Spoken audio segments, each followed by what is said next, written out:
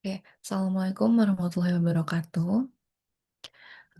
Pada presentasi ini, saya akan menyampaikan analisis kebijakan keuangan PT Kalbe Pharma Tbk yang disusun sebagai ujian akhir semester mata kuliah manajemen keuangan 2 dengan fokus pada kebijakan dividen, kebijakan pendanaan, dan peran pasar modal.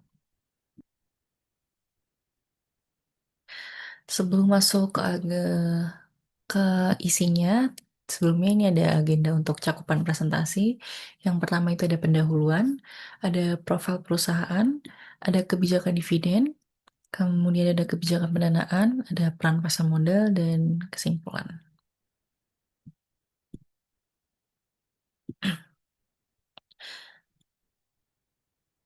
Masuk yang pertama, perkenalkan nama saya Egi Solandari dengan NIM 23312031, mahasiswa program studi akuntansi Universitas Islam Indonesia, dan tugas ini sebagai mata kuliah manajemen keuangan 2 yang diampu oleh Bapak Zahron sebagai ujian akhir semester mata kuliah manajemen keuangan 2.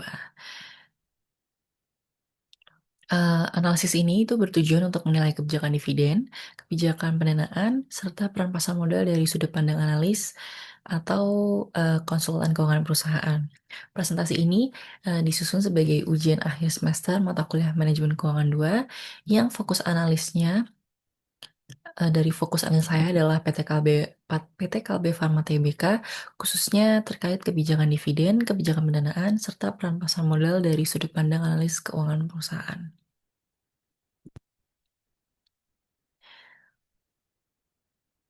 Selanjutnya ada profil perusahaan. Saya akan memaparkan profil singkat perusahaan yang menjadi objek analis PT Kalbe Pharma Tbk yang merupakan perusahaan farmasi dan kesehatan terintegrasi terbesar di Indonesia. Perusahaan ini didirikan pada tahun 1966 dan telah terdaftar di Bursa Efek Indonesia dengan kode saham KLBF. Dan Kalbe juga menjalankan kegiatan usahanya melalui 4 divisi utama, yaitu obat resep, kesehatan konsumen, nutrisi, serta distribusi dan logistik. Nah, Kalbe ini menerapkan model bisnis terintegrasi yang mencakup divisi tadi.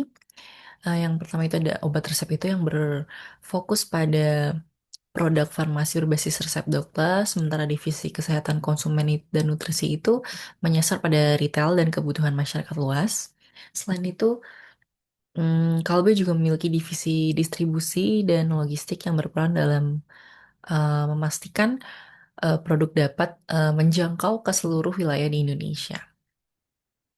Terus model bisnis ini terintegrasi memberikan keunggulan yang kompetitif karena perusahaan dapat mengendalikan rantai pasok, menekankan biaya distribusi, serta menjaga stabilitas pendapatan. Berdasarkan karakteristik operasional dan kinerja keuangannya, PT Kalbe Pharma Tbk dapat dikategorikan sebagai perusahaan pada dalam tahap mature, yaitu perusahaan memiliki arus kas operasional yang stabil dan risiko bisnis yang relatif terkendali.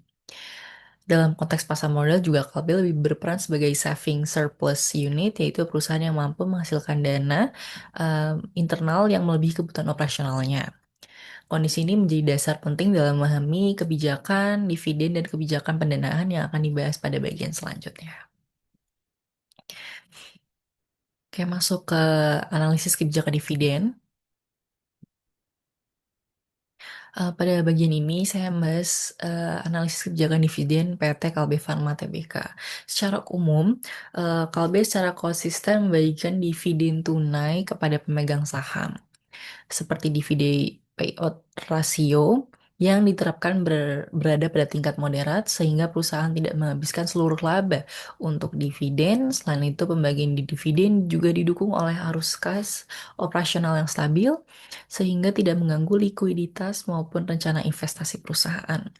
Untuk melihat bagaimana kebijakan tersebut diterapkan secara kuantitatif, dan selanjutnya saya akan memaparkan analisis dividen payout ratio. Seperti bisa dilihat di dalam PPT, yaitu ini ada grafik terkait dividen payout ratio atau DPR PT Kalbe Pharma dalam tahun 2023 hingga 2024. Dari grafik ini bisa dilihat bahwa DPR Kalbe, D- Dividend Payout Ratio atau DPR tersebut, Kalbe tidak bersifat fluktuatif ekstrim, melainkan bergerak dalam kisaran yang relatif aman. Peningkat DPR pada tahun Dividend Payout Ratio pada tahun 2023 menunjukkan bahwa manajemen tetap berkomitmen memberikan return kepada pemegang saham. Meskipun perusahaan tetap berada pada fase mature, namun dividen payout ratio yang masih moderat ini menunjukkan bahwa perusahaan tidak mengorbankan kebutuhan dana internal sehingga tetap memiliki ruang untuk investasi dan ekspansi. Selanjutnya ada analisis kebijakan pendanaan. Berdasarkan analisis kebijakan pendanaan, PT Kalbe Farma Tbk lebih mengandalkan pendanaan internal yang berasal dari laba ditahan dan arus kas operasi. Pendanaan eksternal digunakan secara terbatas, terutama melalui pinjaman bank jangka pendek yang untuk bertujuan menjaga likuiditas. Kemudian perusahaan juga tidak menunjukkan ketergantungan terhadap penerbitan saham baru maupun obligasi. Struktur model Kalbe ini relatif konservatif dengan tingkat leverage yang rendah sehingga risiko keuangan dapat dikendalikan. Kondisi ini juga menunjukkan bahwa Kalbe berada pada posisi saving surplus unit di pasar modal.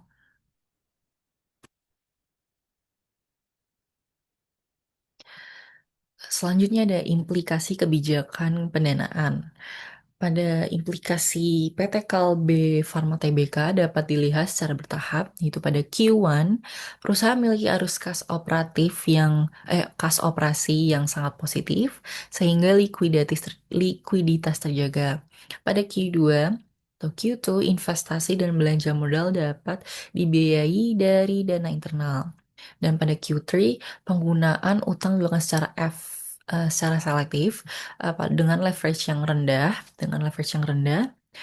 dan hingga di Q4 perusahaan tetap memiliki fleksibilitas keuangan yang tinggi. Jadi secara keseluruhan KLB berada pada posisi saving surplus unit dengan struktur modal yang sehat.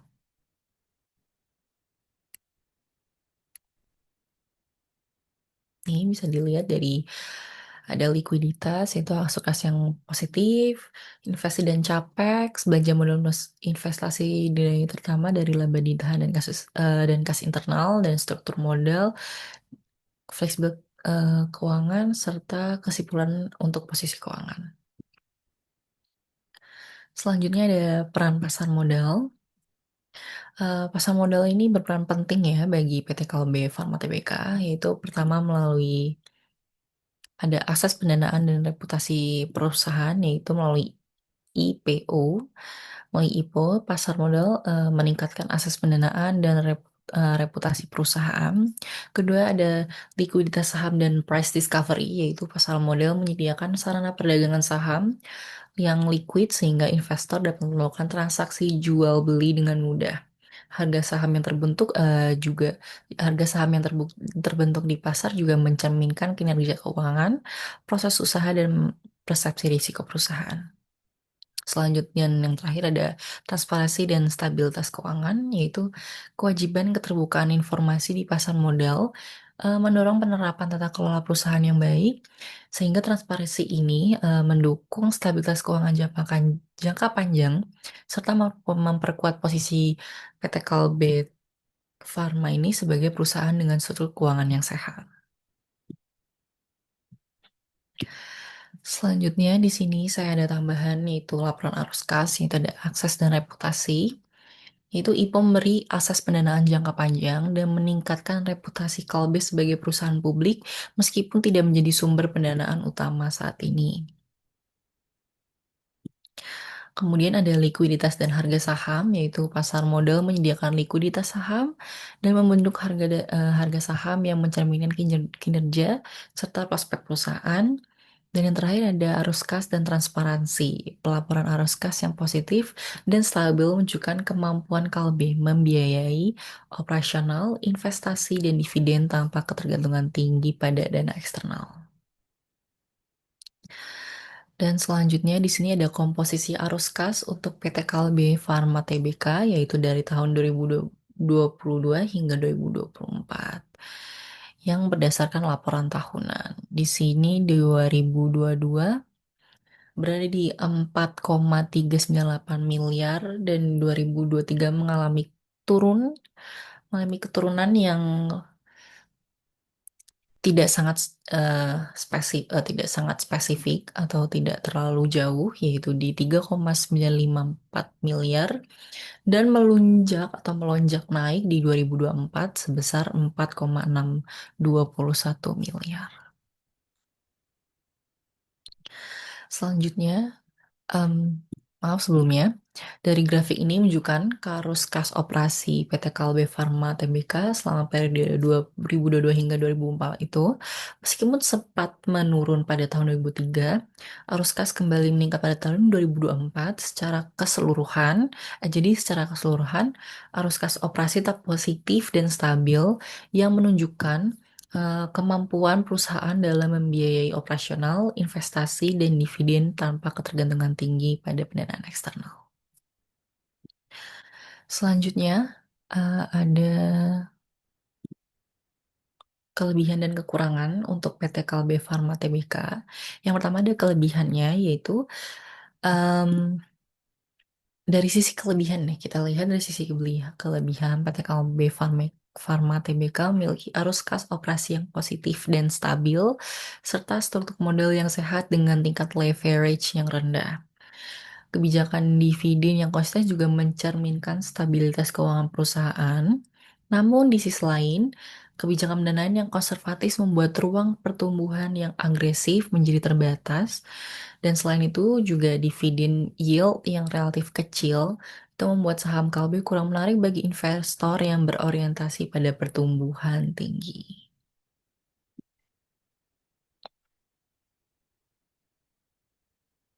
Selanjutnya ada rekomendasi keputusan keuangan PT Kalbe Farma Tbk. Yang pertama adalah pertahankan kebijakan pendanaan konservatif. Jadi sebagai analis, rekomendasi keuangan PT Kalbe Farma ke depan adalah mempertahankan kebijakan pendanaan yang konservatif dengan mengutamakan dana internal.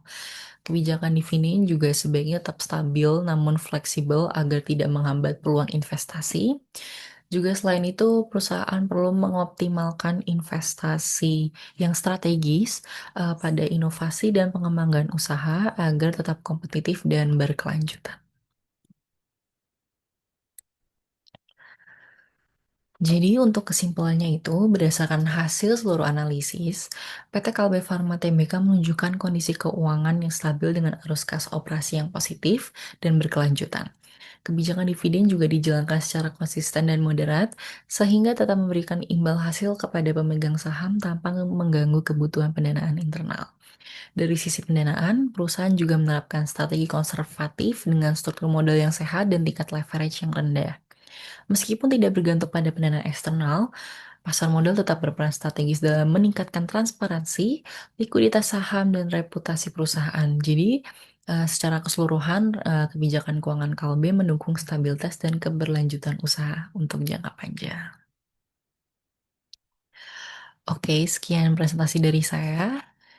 Bila ada salah kata, mohon dimaafkan. Terima kasih. Sebelumnya di sini ada tertera nomor telepon saya dan alamat surel saya jika ada yang ingin dihubungi. Oke, saya tutup. Assalamualaikum warahmatullahi wabarakatuh.